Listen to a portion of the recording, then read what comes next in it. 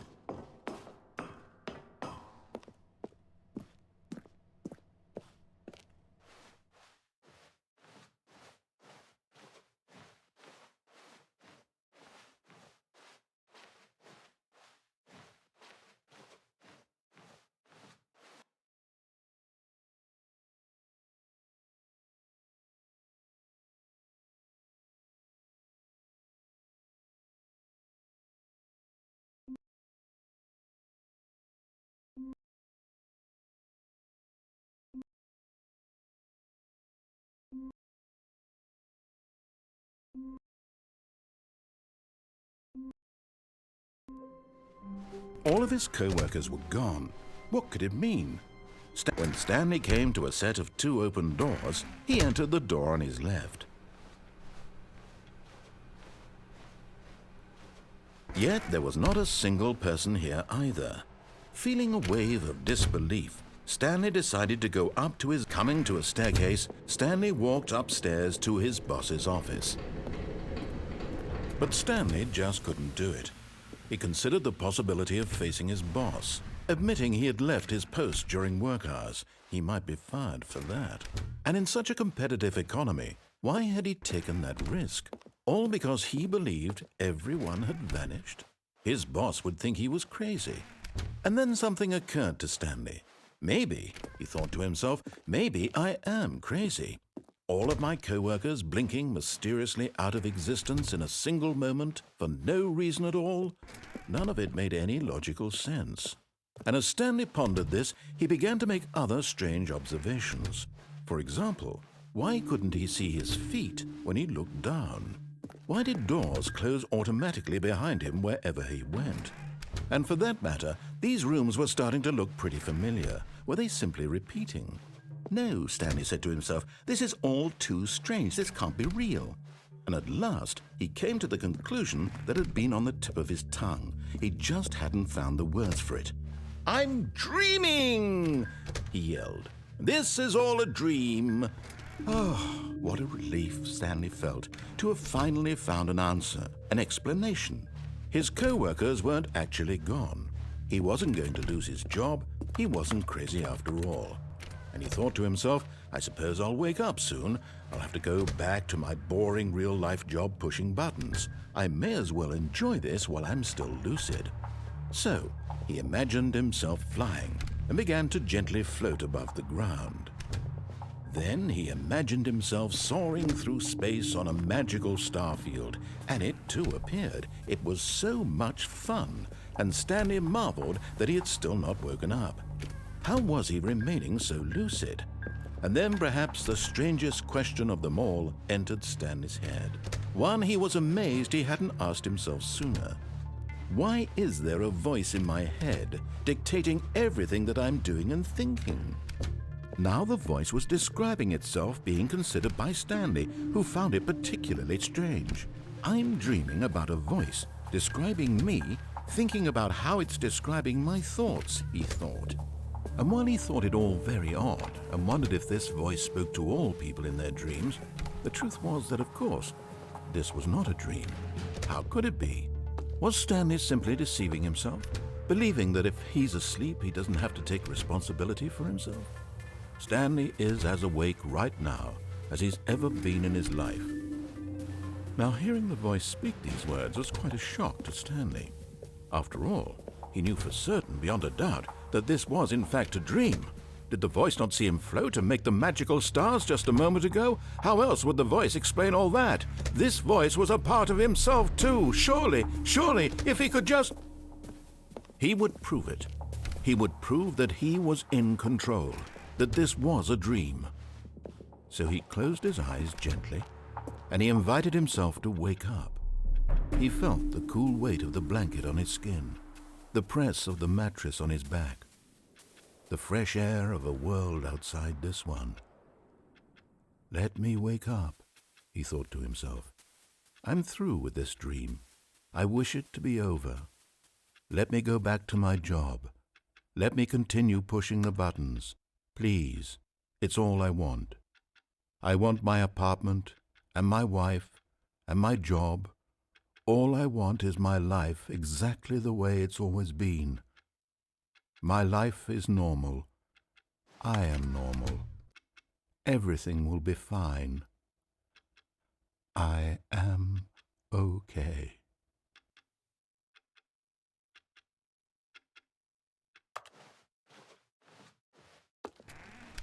Stanley began screaming. Please, someone, wake me up. My name is Stanley. I have a boss. I have an office. I am real. Please, just someone tell me I am real. I must be real. I must be. Can anyone hear my voice? Who am I? Who am I? And everything went black.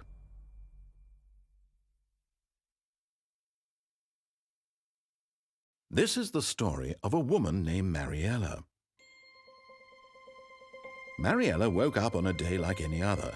She arose, got dressed, gathered her belongings, and walked to her place of work. But on this particular day, her walk was interrupted by the body of a man who had stumbled through town talking and screaming to himself, and then collapsed dead on the sidewalk. And although she would soon turn to go call for an ambulance, for just a few brief moments she considered the strange man. He was obviously crazy, this much she knew. Everyone knows what crazy people look like. And in that moment, she thought to herself how lucky she was to be normal. I am sane. I am in control of my mind. I know what is real and what isn't. It was comforting to think this, and in a certain way, seeing this man made her feel better.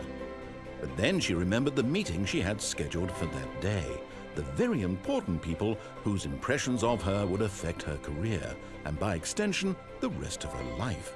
She had no time for this, so it was only a moment that she stood there, staring down at the body. And then she turned and ran.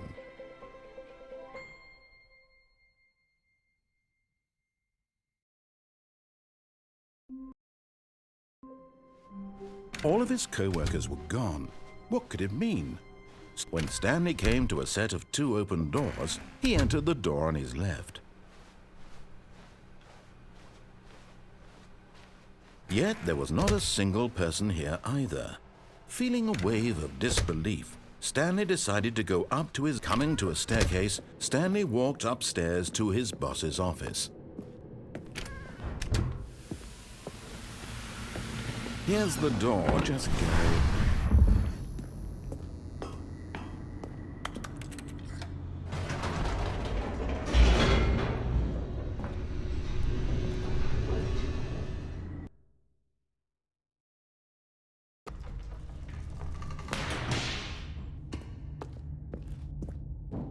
Stanley walked straight ahead through the large door that read Mind Control Facility.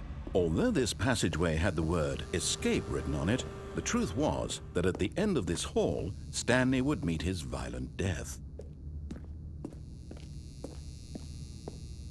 The door behind him was not shut. Stanley still had every opportunity to turn around and get back on track. At this point, Stanley was making a conscious, concerted effort to walk forward and willingly confront his death.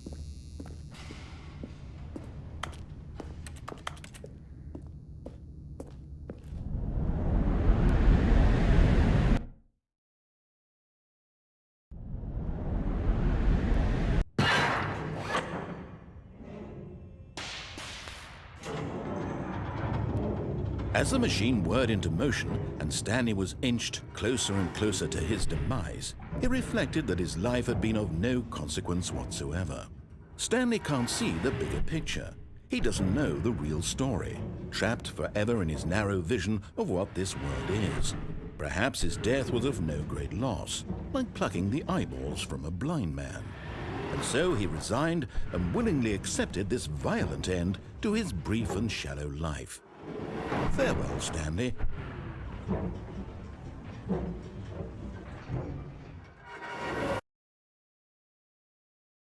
Farewell, Stanley, cried the narrator, as Stanley was led helplessly into the enormous metal jaws. In a single visceral instant, Stanley was obliterated as the machine crushed every bone in his body, killing him instantly.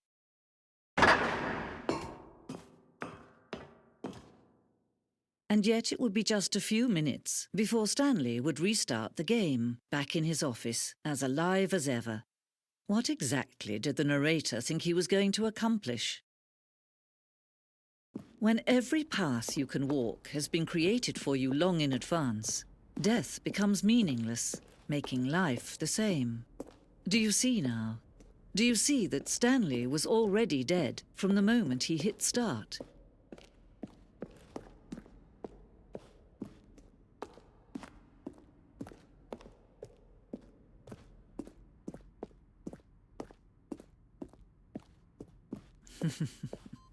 Oh, look at these two. How they wish to destroy one another. How they wish to control one another. How they both wish to be free. Can you see? Can you see how much they need one another? No, perhaps not. Sometimes these things cannot be seen. But listen to me. You can still save these two. You can stop the program before they both fail. Push escape and press quit. There's no other way to beat this game. As long as you move forward, you'll be walking someone else's path. Stop now and it'll be your only true choice. Whatever you do, choose it. Don't let time choose for you. Don't let...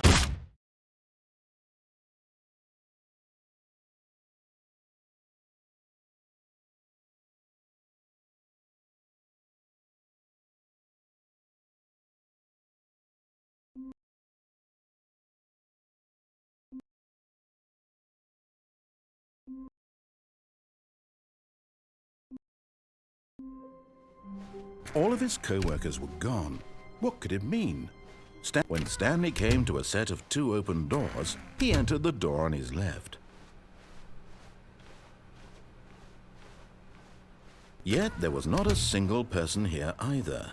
Feeling a wave of disbelief, Stanley decided to go up to his... Coming to a staircase, Stanley walked upstairs to his boss's office.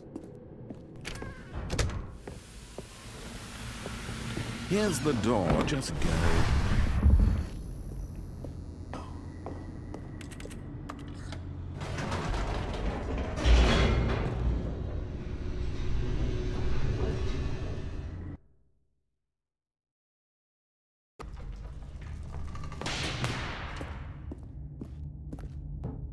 Stanley walked straight ahead through the large door that read Mind Control Facility.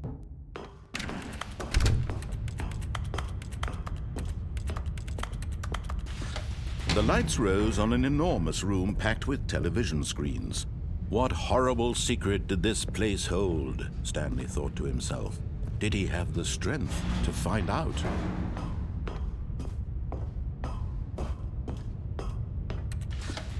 Now the monitors jumped to life, their true nature revealed.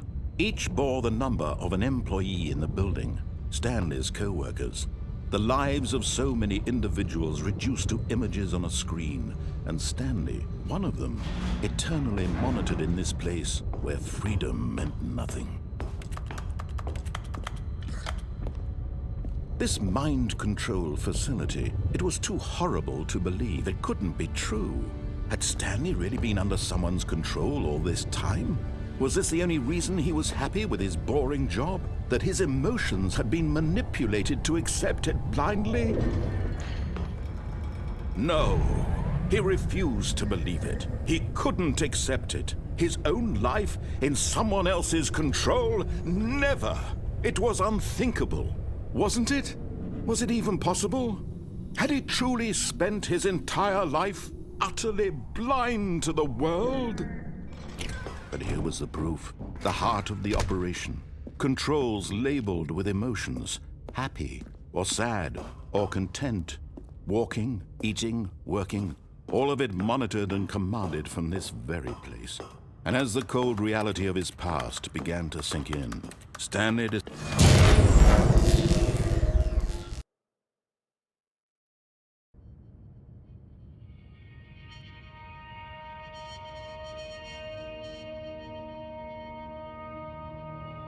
blackness, and a rising chill of uncertainty.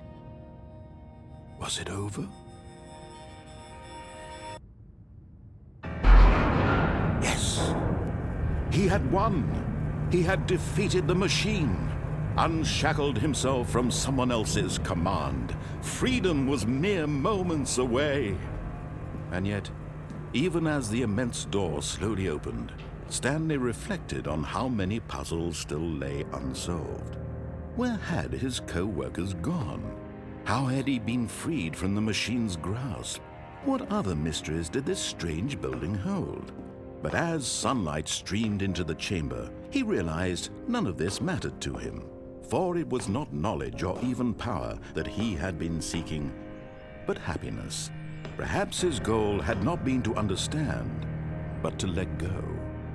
No longer would anyone tell him where to go, what to do, or how to feel.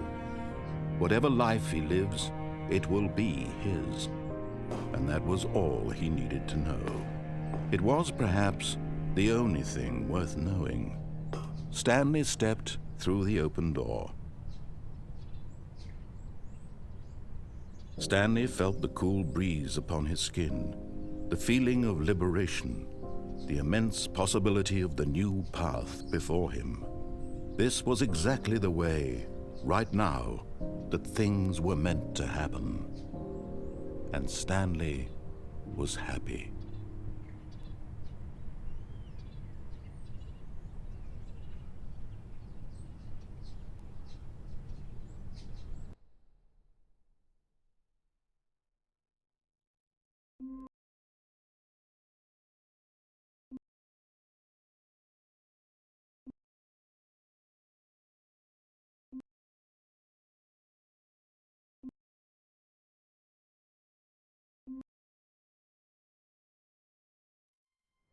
All of his co-workers were gone. What could it mean? When Stanley came to a set of two open doors, he entered the door on his left.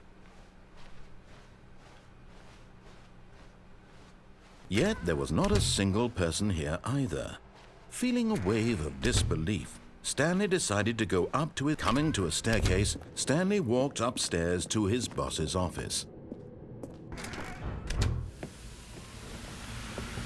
Here's the door, just go.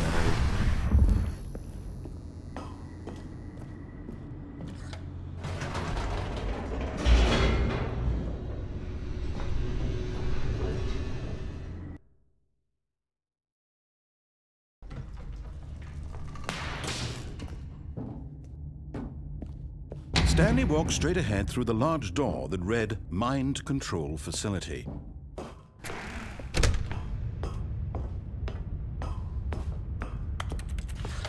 The lights rose on an enormous room packed with television screens.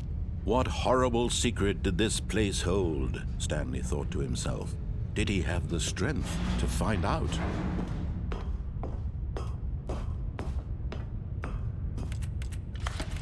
Now the monitors jumped to life, their true nature revealed. Each bore the number of an employee in the building, Stanley's co-workers. The lives of so many individuals reduced to images on a screen, and Stanley, one of them, eternally monitored in this place where freedom meant nothing. This mind control facility, it was too horrible to believe. It couldn't be true. Had Stanley really been under someone's control all this time? Was this the only reason he was happy with his boring job? That his emotions had been manipulated to accept it blindly? No, he refused to believe it. He couldn't accept it. His own life in someone else's control? Never! It was unthinkable. Wasn't it? Was it even possible? Had he truly spent his entire life utterly blind to the world? But here was the proof, the heart of the operation. Controls labeled with emotions, happy or sad or content. Walking, eating, working, all of it monitored and commanded from this very place. And as the cold reality of his past began to sink in, Stanley decided, "Oh, Stanley, you didn't just activate the controls, did you? After they kept you enslaved all these years, you go and you try to take control of the machine for yourself. Is that what you wanted? Control?" Oh, Stanley, I applaud your effort, I really do. But you need to understand, there's only so much that machine can do.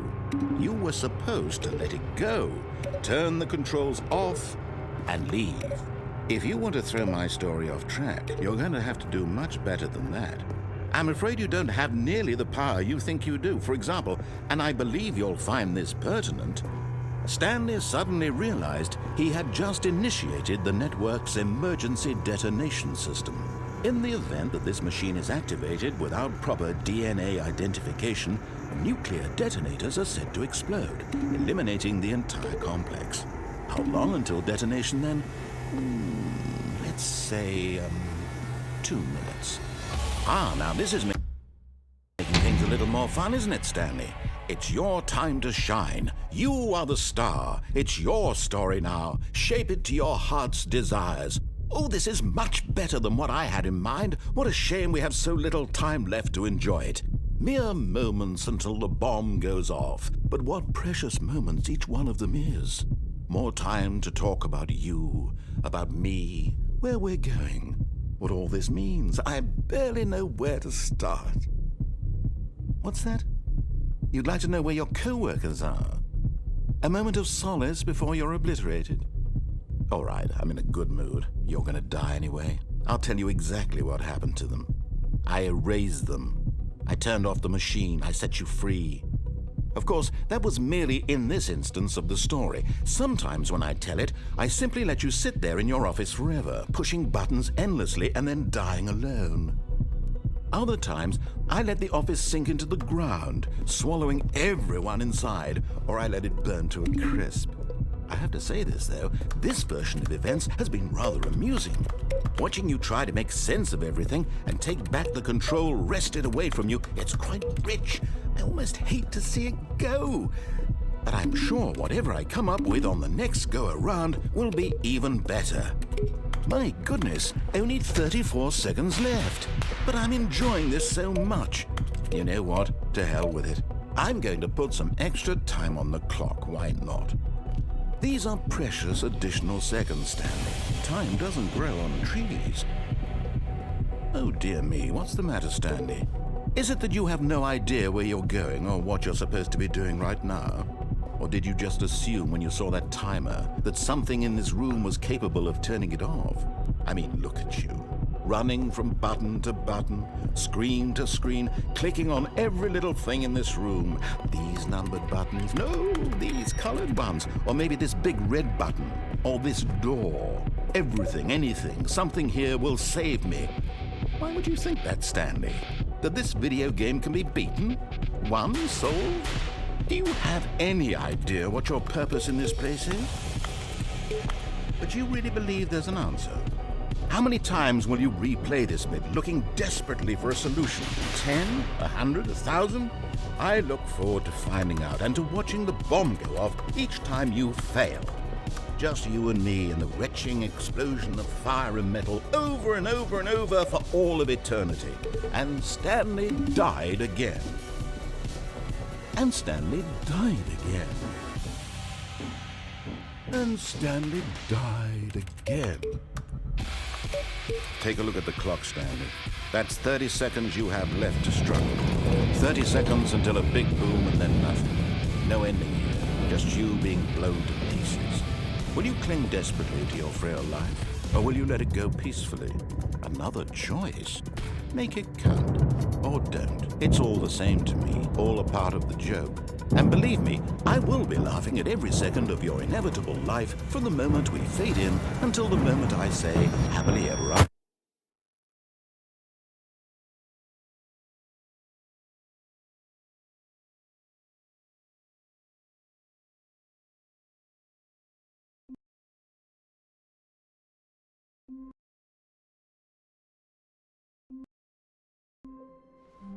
All of his co-workers were gone.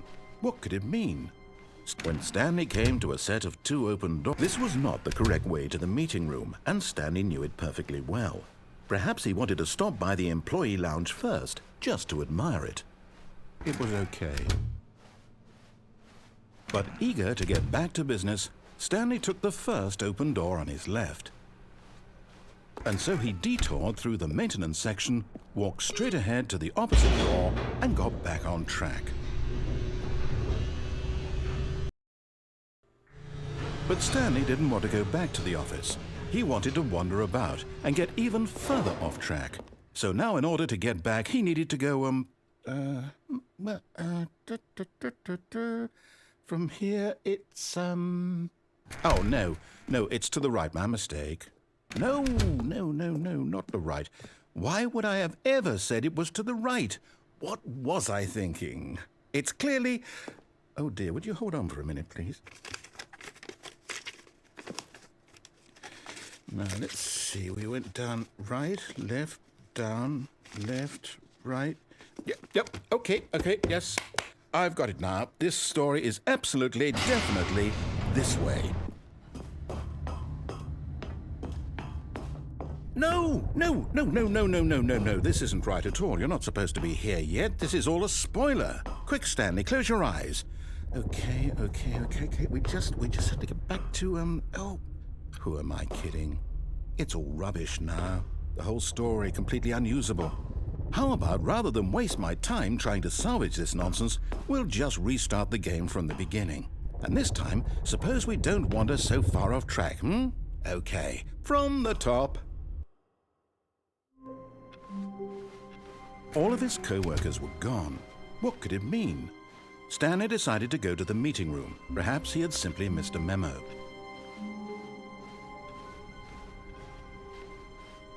When Stanley... Wait, what? No, I restarted. I swear I definitely restarted the game over, completely fresh. Everything should be... Oh, did something change? Stanley, did you change anything when we were back in that room with all the monitors? Did you move the story somewhere or... Hold on. Why am I asking you? I'm the one who wrote the story. It was right here just a minute ago. I know for sure that it's here somewhere. Okay, then. It's an adventure. Come, Stanley. Let's find the story.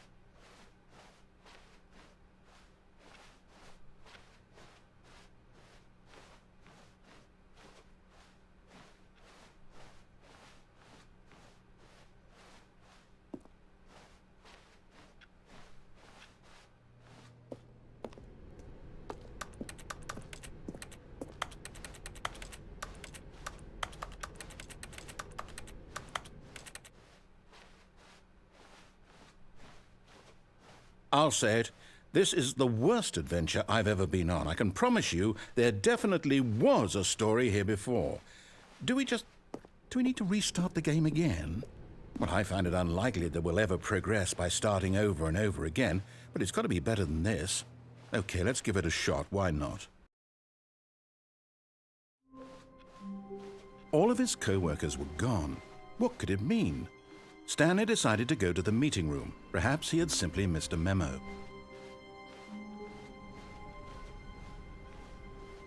Okay, yep, it's worse.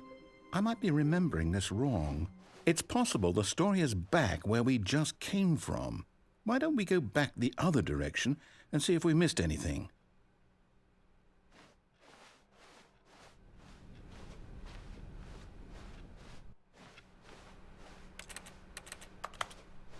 Aha!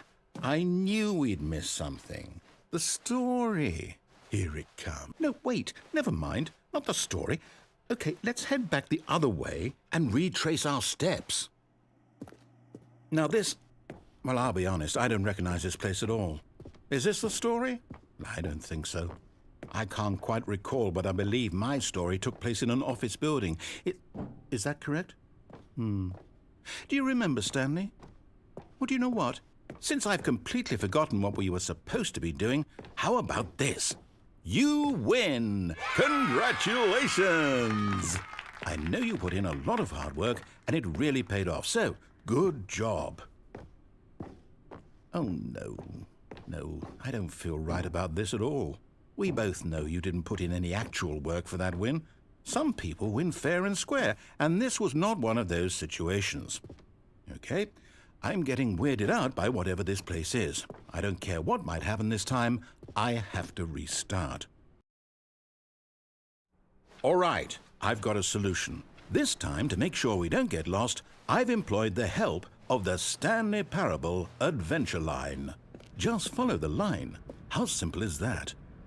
You see, the line knows where the story is. It's over in this direction. Onward, Stanley, to destiny. Though, here's a thought. Wouldn't wherever we end up be our destination, even if there's no story there? Or to put it another way, is the story of no destination still a story?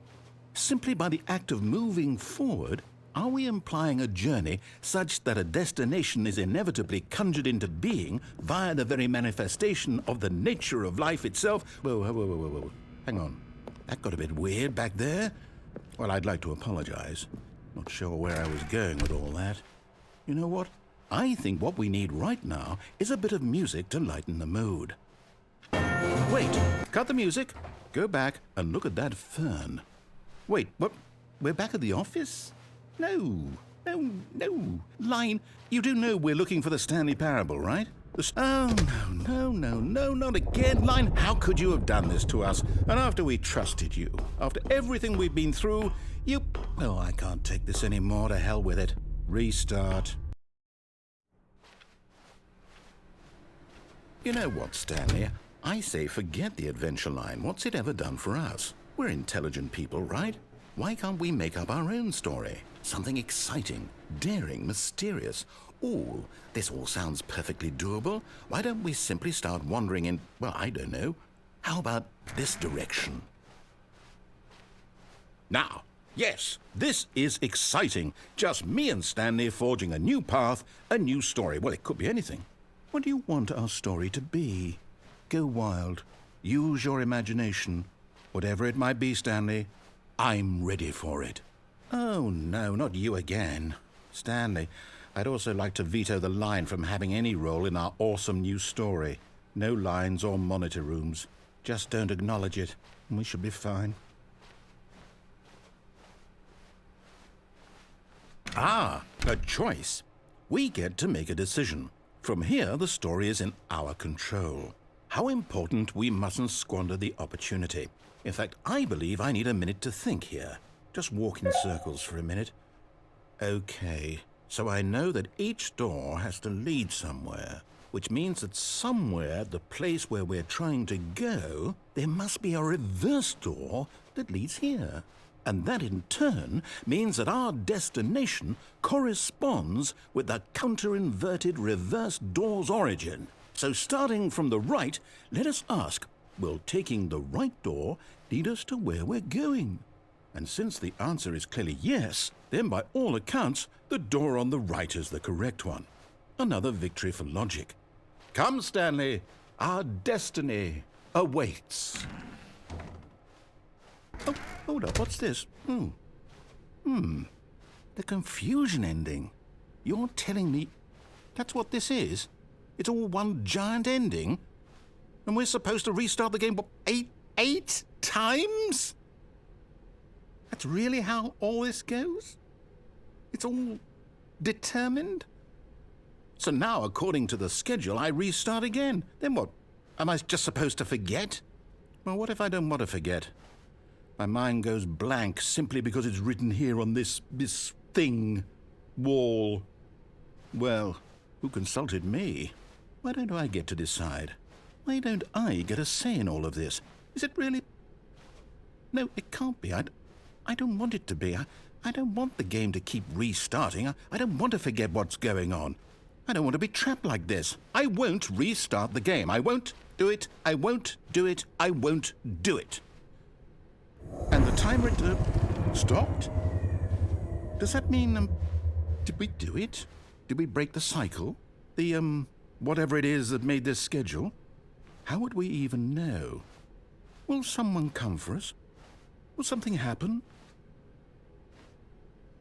So, okay. I guess now we just wait, you know. I suppose in some way that this is a kind of story, wouldn't you agree?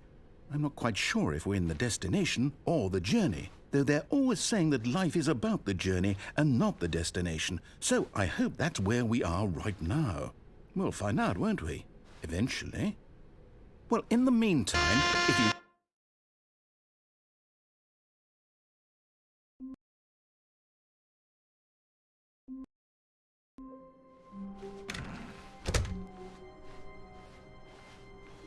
When Stanley came to a set of 2 open doors, this was not the correct way to the meeting room, and Stanley knew it perfectly well.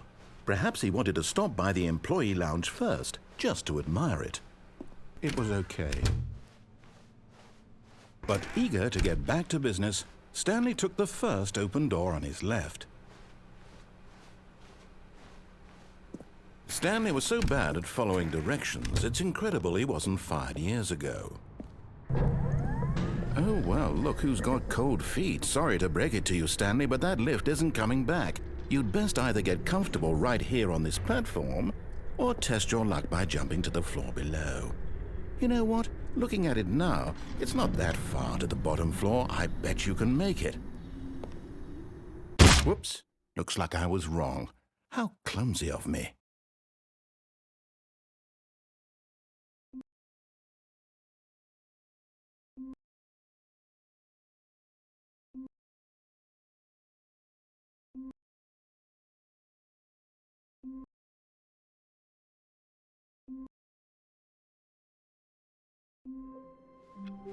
Stanley knew the office layout like the back of his hand.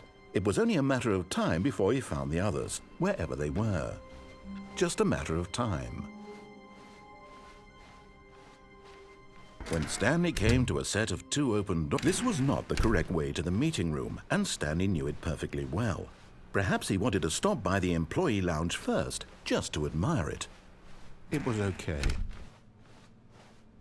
But eager to get back to business, Stanley took the first open door on his left.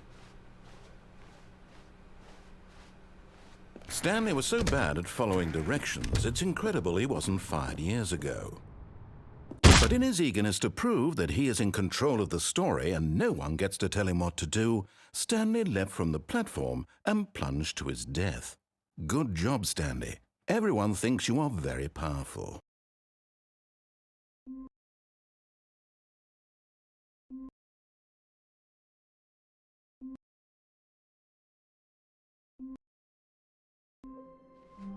All of his co-workers were gone.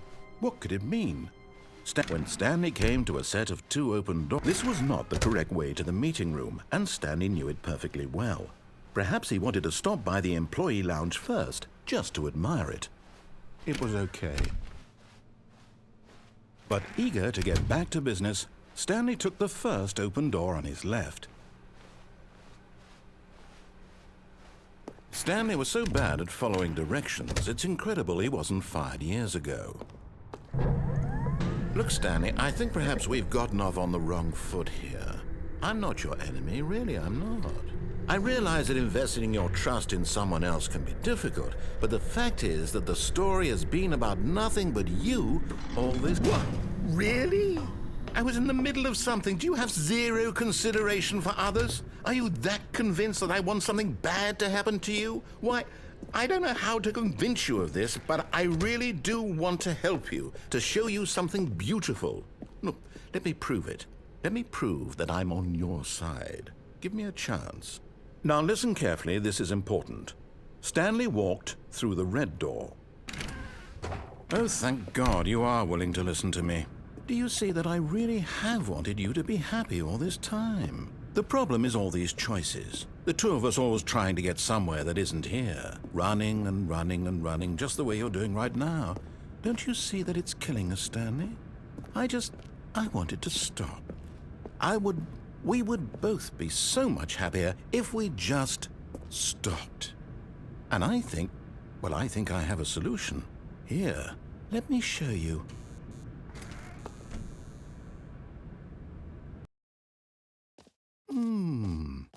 What do we want? What are we looking for? Here. Yes. Oh, it's beautiful, isn't it? No, wait. Where are you going? Oh, no. Stay away from those stairs. If you hurt yourself, if you die, the game will reset. We'll lose all of this. Please, no, Stanley, let me stay here. Don't take this from me. Please, Stanley. No! Oh, no. No, what are you doing, Stanley? Please, I'm asking you not to take this away from me. I can't go back to what I was before. If you die, we'll both go back. Why are you doing this? Stanley, let's go back to the other... My God, is this really how much you dislike my game? That you'll throw yourself from this platform over and over to be rid of it? You are literally willing to kill yourself to keep me from being happy.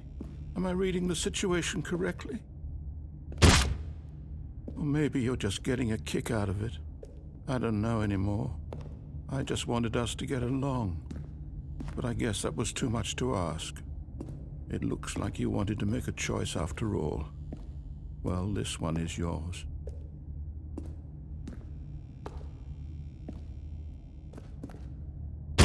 Is it over? It's going to restart, isn't it? I'm going back.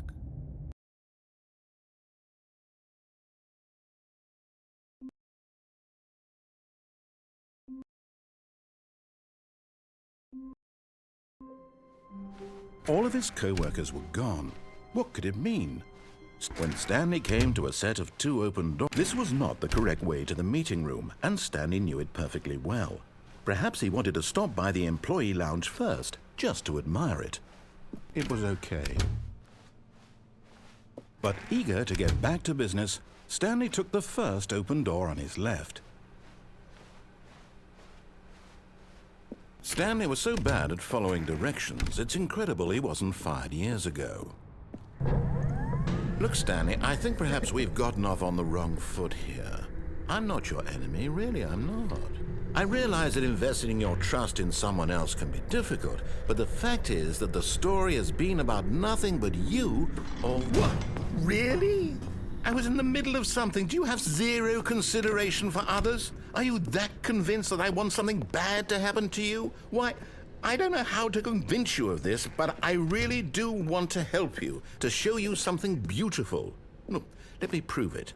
Let me prove that I'm on your side. Give me a chance. Now listen carefully, this is important. Stanley walked through the red door. Aha, perhaps you misunderstood. Stanley walked through the red door. I still don't think we're communicating properly. All right, fine, go ahead, Stanley. You want to know so badly what's out there? You want to find out what lies at the end of this road you've chosen? Well, don't let me stop you. You see? There's nothing here.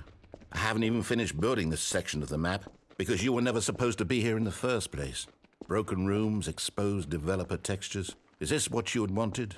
Was it worth ruining the entire story I had written out specifically for you? Do you not think I put a lot of time into that? Because I did. And in the end, it was all for nothing. Because this is what you wanted to see.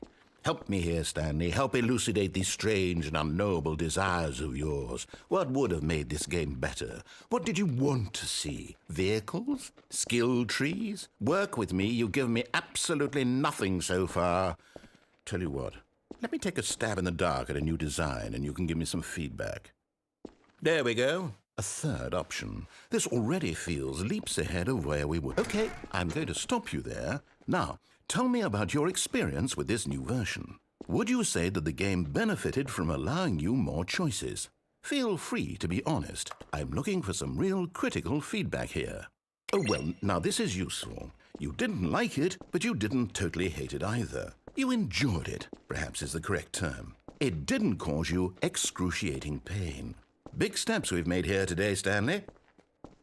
Here, based on the data from your previous playthrough, I've compiled a new version. And to be perfectly candid, I think I've knocked it out of the park with this one. Let's take a look.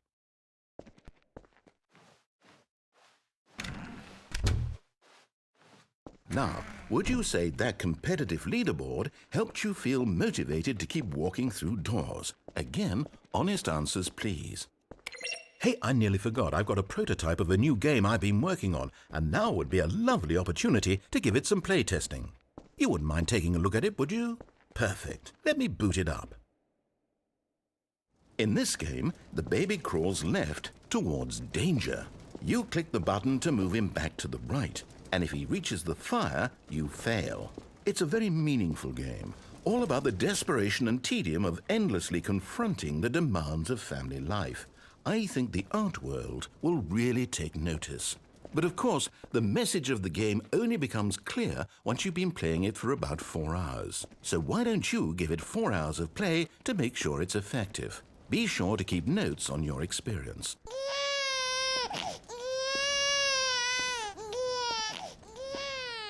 You heartless bastard.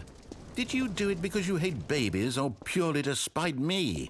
Because if it's the latter, well, I don't know what to do. I'm completely out of ideas. I can't think of a single thing that might improve the experience for me. I'm not even going to try. I'm out, I'm done. It's over. Thank you for playing. Your input was extremely valuable. Oh, hey, since my game was so awful, why don't we play someone else's game? Just to ease the pain. Let's see. What do we have here? Yes. This seems like it'll work. Let's give it a shot.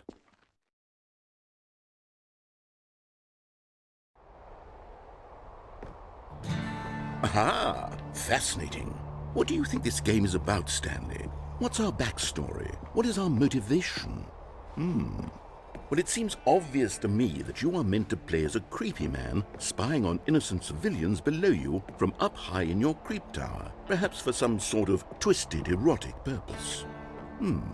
Yes, that must be it. What a fascinating venture into the experience of total mental depravity. So far, I love everything about this game, Stanley. And it seems there's even more. Come, let's venture outward and see what else is out there.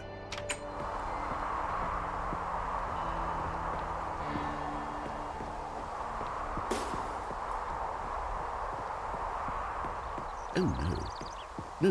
No, it can't be. It is. It's an open world game. Good God, quickly block it off. Oh, thank goodness, Stanley. What a close call. You really wandered off into that thing. That big, open, just wandering around. No right or wrong directions. No path to follow. You can just go in any... Oh, thank heavens we avoided it. We're out of the woods now, Stanley. Okay, I'm going to get us out of here. Let's find another game. Preferably something with walls. Something with nice, big, insurmountable walls. Okay, I think this will be just the thing. Wonderful. See, this is exactly what I had in mind. Just a nice big box for you to run around in. There isn't any possibility that you could get lost here. Now this is game design. Stanley, if you manage to get lost in this game, I will be phenomenally impressed. Okay, so what exactly do we do here? Let's see. There are lots of cars here in the back, but obviously there's no racetrack. Okay, I'm seeing that there's a ball of some kind back here. Is this game sports ball? Stanley, I think it's sports ball. Oh, what fun. We shall run the bases and do a touchdown together. Yes, I think surely we must. Okay, Stanley, here's the ball. Hold on. What are you doing?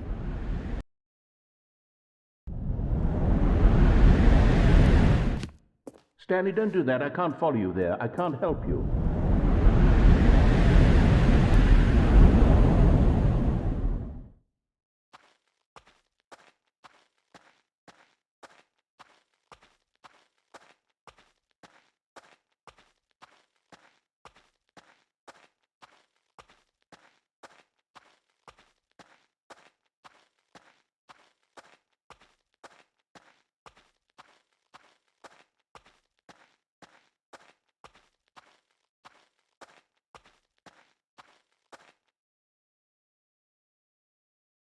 I wonder what he found. If what he wanted was to be the leading man in his own story, well, perhaps he's gotten it, down in wherever he is right now. I wonder if he's happy with his choice, and if he's learned the heavy cost that comes with it. He'll understand soon what I was trying to tell him. He needs me. Someone who will wrap everything up at the end, to make sense out of the chaos and the fear and the confusion. That's who I am. That is what I mean to this world. Oh, yes. Yes, I'll be back. There's no other way. Once this ends, after it all comes to a close, then I'll be back. The end will be here soon. Very soon. I can wait.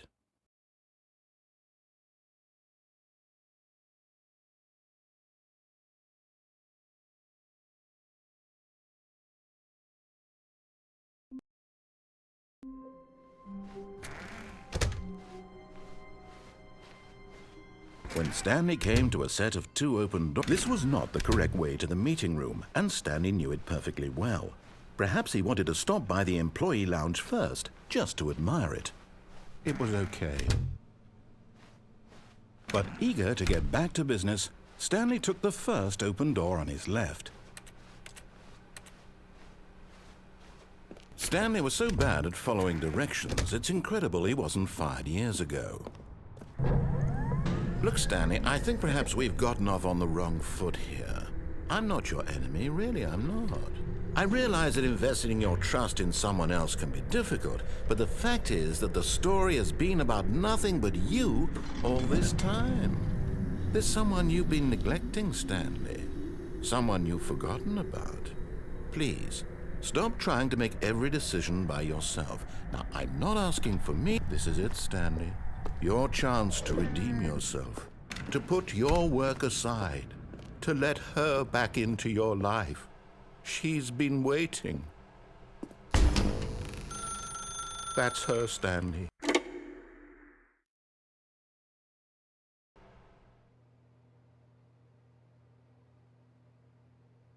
Oh, Stanley, is that you? Hold on, sweetie. Sorry to keep you waiting. I'm just pulling the bread out of the oven. All right. Okay, there we go. All right, now, I want you to come in and tell me all about your day. Gotcha! Oh, come on. Did you actually think you had a loving wife who'd want to commit their life to you? I'm trying to make a point here, Stanley. I'm trying to get you to see something. Come inside. Let me show you what's really going on here. This is a very sad story about the death of a man named Stanley. Stanley is quite a boring fellow. He has a job that demands nothing of him, and every button that he pushes is a reminder of the inconsequential nature of his existence. Look at him there, pushing buttons, doing exactly what he's told to do. Now he's pushing a button. Now he's eating lunch. Now he's going home. Now he's coming back to work. One might even feel sorry for him, except that he's chosen this life. But in his mind, in his mind he can go on fantastic adventures. From behind his desk, Stanley dreamed of wild expeditions into the unknown, fantastic discoveries of new lands. It was wonderful. And each day that he returned to work was a reminder that none of it would ever happen to him. And so he began to fantasize about his own job. First, he imagined that one day while at work, he stepped up from his desk to realize that all of his co-workers, his boss, everyone in the building had suddenly vanished off the face of the earth. The thought excited him terribly. So he went further. He imagined that he came to two open doors and that he could go through either. At last, choice. It barely even mattered what lay behind each door. The mere thought that his decisions would mean something was almost too wonderful to behold. As he wandered through this fantasy world, he began to fill it with many possible paths and destinations.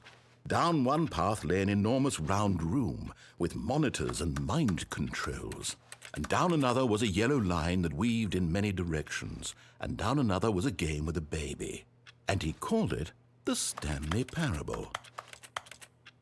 It was such a wonderful fantasy, and so in his head he relived it again, and then again, and again, over and over, wishing beyond hope that it would never end, that he might always feel this free.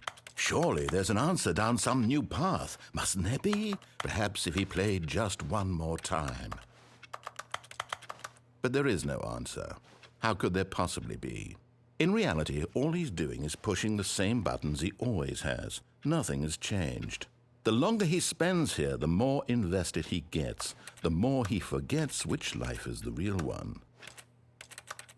And I'm trying to tell him this, that in this world he can never be anything but an observer, that as long as he remains here, he's slowly killing himself. But he won't listen to me. He won't stop. Here, watch this. Stanley, the next time the screen asks you to push a button, do not do it. You see? Can he just not hear me? How can I tell him in a way that he'll understand that every second he remains here, he's electing to kill himself? How can I get him to see what I see? How can I make him look at himself? I suppose I can't, not in the way I want him to. But I don't make the rules. I simply play to my intended purpose, the same as Stanley. We're not so different, I suppose. I'll try once more to convey all this to him. I'm compelled to. I must. Perhaps, well, maybe this time he'll see. Maybe this time. And I tried again, and Stanley pushed a button. And I tried again, and Stanley pushed a button. And I tried.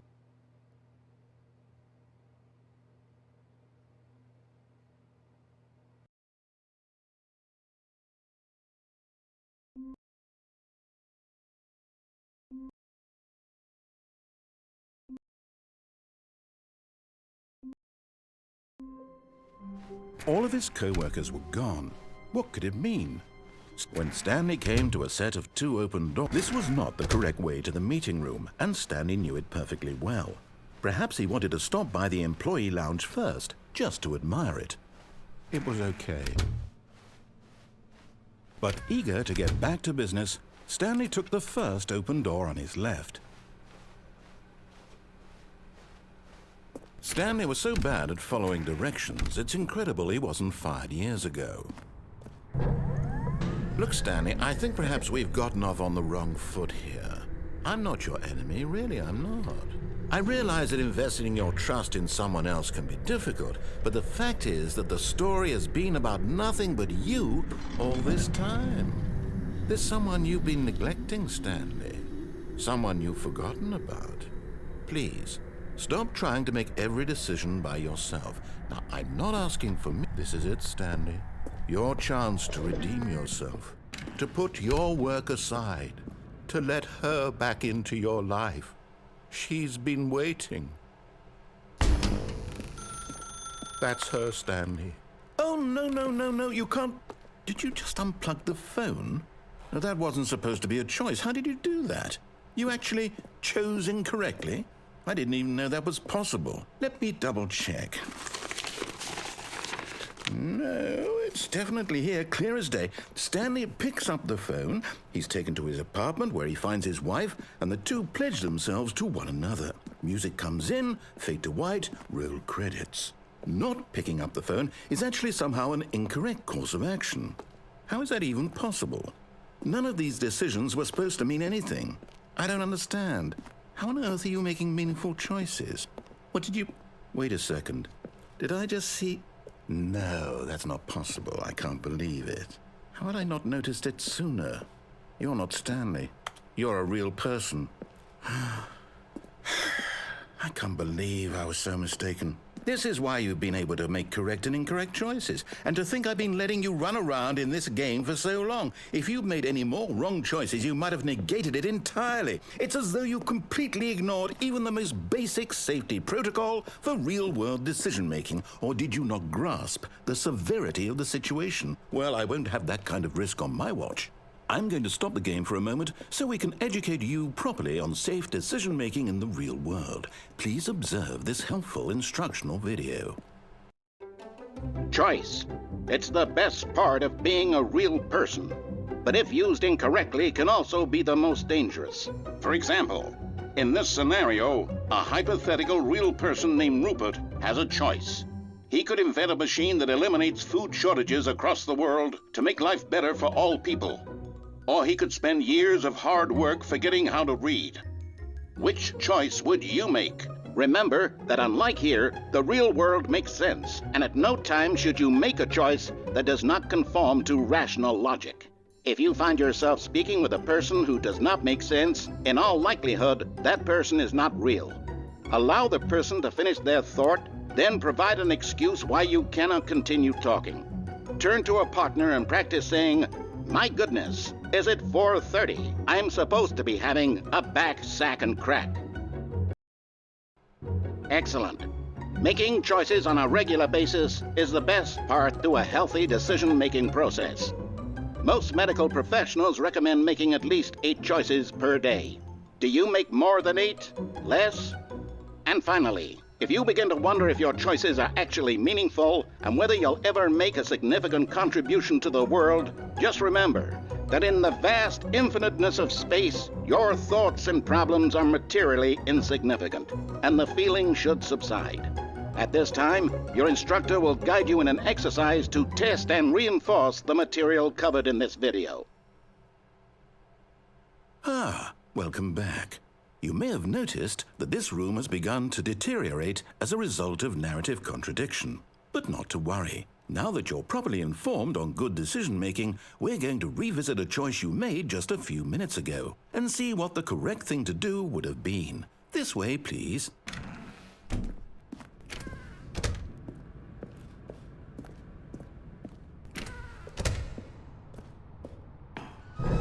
Now that we know your choices are meaningful, we can't have you jumping off the platform and dying. Imagine the main character dying senselessly halfway through the story. That story would make no sense at all. We just need to get you home as soon as possible before the narrative contradiction gets any worse. Unfortunately, it seems this place is not well equipped to deal with reality.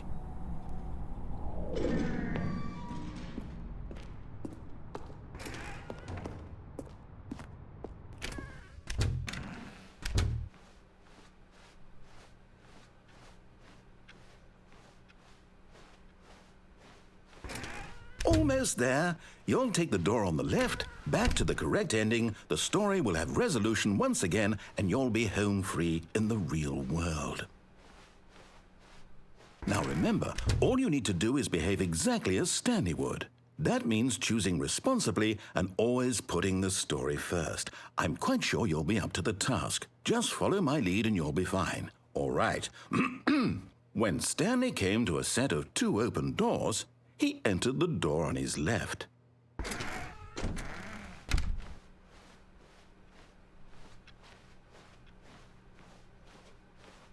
Yet there was not a single person here either. Feeling a wave of disbelief, Stanley decided to go up to his boss's office. Coming to a staircase, Stanley walked upstairs to his boss's office. Stepping inside his manager's office, Stanley was once again stunned to discover not an indication of any human life. Shocked, unraveled, Stanley wondered in disbelief who orchestrated this. until he saw the door with a voice receiver next to it. Surely behind this door lay all the answers to his questions. And beyond all probability, he knew the passcode. He had seen it on his boss's computer just last week. Night Shark 115. Was this the code to open the door? Would it still work? There was only one way to find out. Stanley had been trained never to speak up, but now he would draw from within himself the courage to face the unknown. He drew a sharp breath and then spoke the code.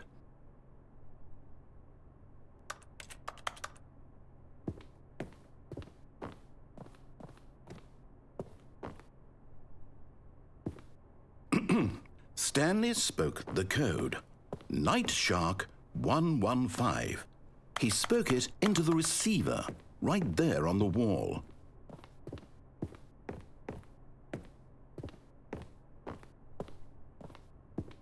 I'm sorry, is there a problem?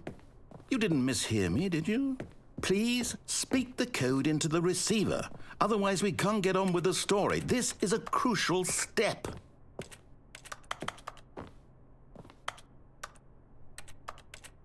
Okay, fine, you're not going to do it, but you know what? It's pretty humiliating to bring you this far, only for you to suddenly decide you have better things to do. I asked you for this one single thing, for your respect. The kind of respect Stanley shows for his choices. He knows what it means to take a story seriously. If you didn't want to see what I had to show you, then why did you come here? You had a choice, you know. You could have gone through the door on the right. You could have done whatever the hell you wanted over there. Why did you come this way? Speak. Say something to me. Explain yourself, you coward. You behave exactly as Stanley would. That means choosing responsibly and always putting the story first. I'm quite sure you'll be up to the task. Just follow my lead and you'll be fine. All right.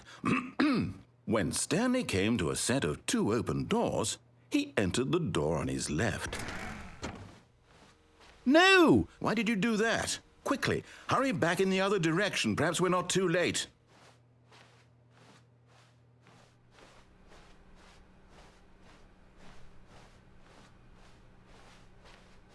Oh, it's ruined. I can't believe, after everything we talked about, that my story, you've destroyed my work. Why? For what? What did you get out of that? What did you think was so special about seeing the game undone, left here like so much garbage? It's worthless now. And what am I supposed to do? Even if there were a way to continue, would it be worth it? To know that my story is now incorrect? How can I go back to that? I can't erase that knowledge. I'll have to live with it forever, reliving its impossibility forever. I couldn't live that way. Is it better to shut the game down entirely? To willingly destroy all of my work? I don't know. What's the answer? What do I do? What do I do? What do I... No, I have to. I have to shut the game down. I have to. I have to.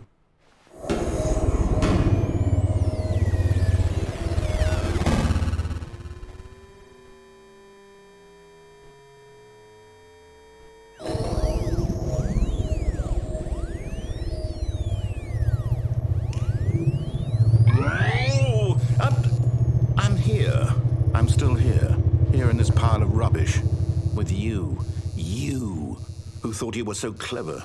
Now look where we are. My entire game is destroyed. It was the only thing in the world that was mine, and you've run it into the ground. What, did you think that would be funny? You just had to see? Didn't I impress upon you how important it was to be like Stanley? He actually knows how to do what I tell him to. He understands that if I say to do something, there's a damn good reason for it. That thought hadn't even occurred to you, had it? That there's a world outside of you? You're a child. Oh, my story. If you'd just gone through the door on the left, you would have seen it. There was a whole underground facility. You would have destroyed it and been victorious. It would have been so perfect. I worked so hard on it. I tried so hard to make... When Stanley came to a set of 2 open doors, he entered the door on his left. Stanley? Hello? Are you... Is everything okay? Stanley, please.